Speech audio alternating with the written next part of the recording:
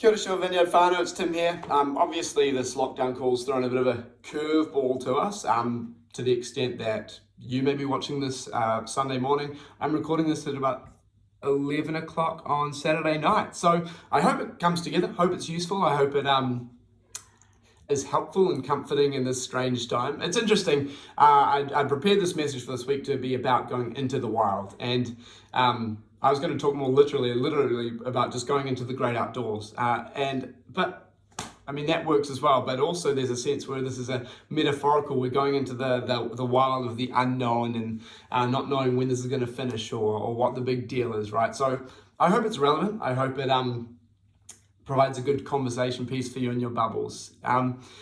Big thing about this message for me is this week I turned 30. So on Thursday I had the big 3-0, right? And the 3-0 gets you thinking about like a lot of life decisions, like should I have done an apprenticeship instead of studying so many liberal arts papers? Should I have gone traveling more? Should I have bought a house? You know, I don't know about you, but whenever you get to a big kind of a milestone in your life, you always wonder if you've done the right thing, right?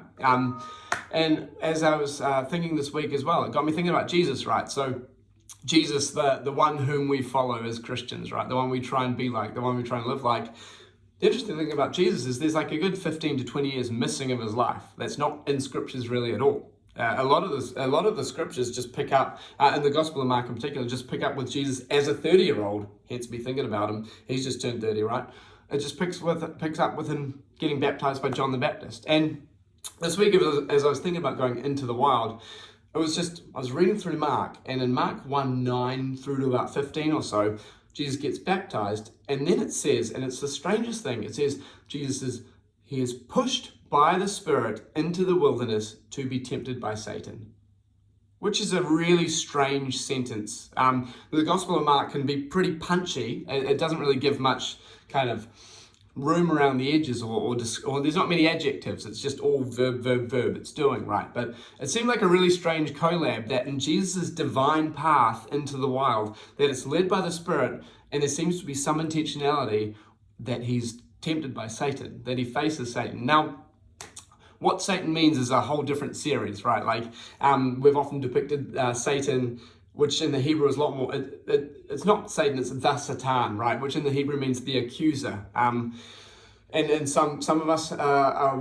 would think of that in the way of there's a personified other evil being sitting on our shoulders, right?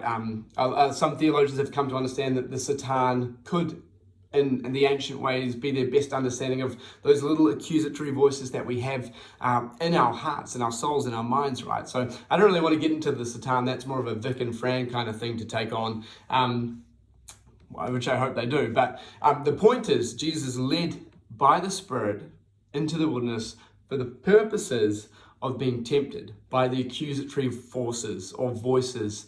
And in the story, it's expanded in the other Gospels, in the story he's delivered these promises of prestige and power and position, right? Like, and these are similar things that we face. We're tempted by these as well. Like, my life will be great if I'm powerful, or my life will be great if I'm rich, right? But Jesus, he's faced by these, and he doesn't submit to them, right? But he, in a sense, needed to go into the wilderness to be tempted by them, to overcome them, to actually do what he needed to do in his life, right? And Jesus models a path for us to follow. So it made me think, when we journey into the wilderness, do we too face these kind of voices and these temptations? And as scary as they are, do they offer us the opportunity to grow and to have more clarity around who we are, right? And it made me think, right? Like, the wilderness, it's scary, it's unknown, and at times we're exposed to these parts of ourselves that kind of bubble up from the surface when everything's quiet around us, right? Like, I don't know if you've noticed this, but when I'm in the wilderness, when I'm outside and there's no one else around, right, my externals get quieter, right? But I just notice those internal voices get louder and louder. And oftentimes I'll realize the thoughts that I may have been having without knowing them, and may have been having for weeks, but I'm only cognizant of them because it's so quiet around me, right? Seems to be there's an invitation that we can be called or led into the wilderness. And we at times will face these kind of feelings, we'll face these thoughts, we'll face these accusations at times. And it's an opportunity to discover them, to illuminate, and perhaps overcome them ourselves. There's a writer who talks about necessary and unnecessary suffering. There's two forms of suffering in life, and he says that some suffering is necessary. It's unavoidable, right? Like we're all going to die at some point. We're all going to have pain in our lives. We're all going to go through ups and downs, right? But there's unnecessary suffering as well. And the more we try and live in denial of the necessary suffering, it leads to frustrations or resentments or entitlements, and it doesn't result in good things, right? So the more we try and ignore the necessary suffering of being a human who's not the center of the world, the more unnecessary suffering we face by just being bitter or jealous or all these kind of things, right? So when we enter the wilderness, we face these questions of necessary suffering, of coming to the end of ourselves or our limitations. And the better we deal with them, the more opportunity we have to not have to go through unnecessary suffering by living in denial. They're opportunities, right? Jesus led by the Spirit into the wilderness, and he's given an opportunity to grow in the same way we are as well. I've just got two quick stories to share recently in my life, how the wilderness has helped me in this. I have a place in Wenderholm, around where I live. Wenderholm is a regional park, and it's a beautiful kind of beach, and there's a lot of mangroves, and there's hills to climb, right? And I go to Wenderholm when I just get a bit busy and a bit restless with what's happening in my life. So I'll probably head some point this week if the lockdown allows it, right? But I go to Wenderholm because it helps me remember who I am and who I aren't, right? Because Cooley, the sociologist, he has this thing called the looking glass self, where we define ourselves not through how others see us, but how we assume others see us, right? So as we go about our lives, a lot of the decisions we make will be shaped by the thoughts and opinions of other people. Whether they have them isn't necessarily true, but it's if we assume they have them, right? So often we can get trapped in these roles or these responsibilities that people put on us, or we assume they put on us. For me, as a pastor, it's often been stressful, right? Because people have a lot of different expectations about what that means. And if I don't actively try and get into the wilderness, I can start taking on that baggage, start taking on those expectations, and end up really trapped by what other people are thinking or what I assume other people are thinking. At Wenderholm, though, it's a space where no one else is around, and I'm just there. And slowly, it takes a while, right? Because there's a momentum in our lives of busyness and the voices of others that it takes a while for that to kind of like dissipate so we can just be present to nature around us.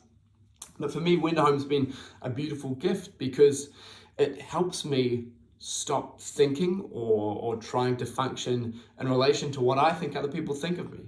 And it helps me just be present to what's directly in front of me, right? And Moses in Exodus 3, he's in the wilderness and he asks God, "What's your name?" And God replies, "I am. Call me I am." Pure being, nothing else, no describing adjectives. God just says, "I am."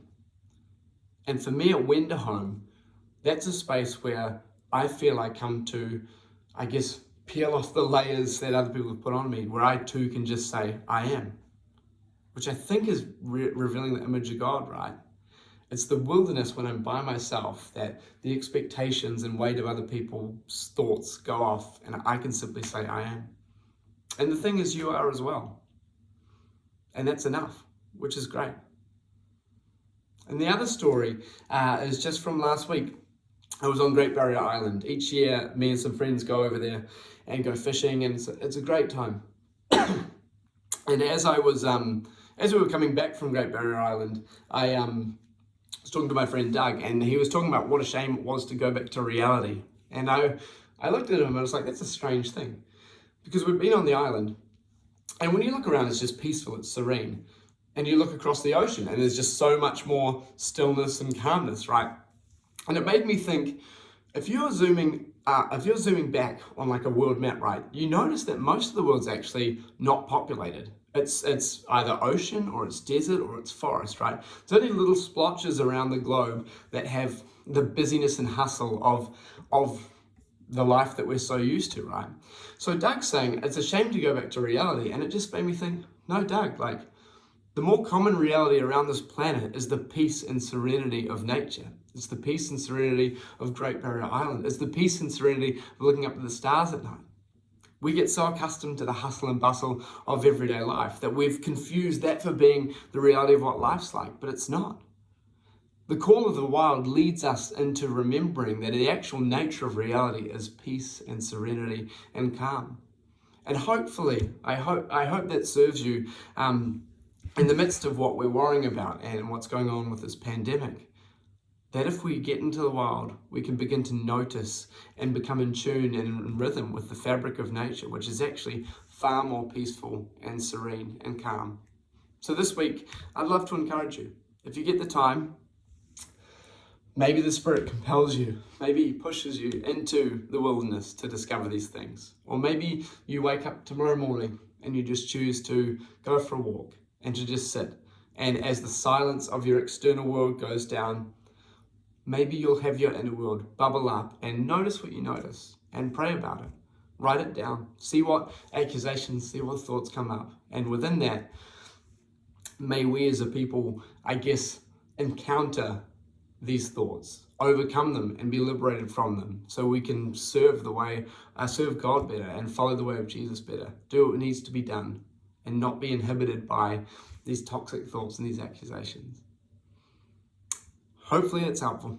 Who knows what's going to happen with these levels and that kind of situation, but I encourage you, get into the wild, see what's there.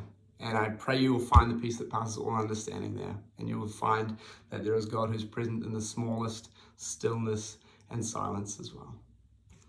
Ka kite ano.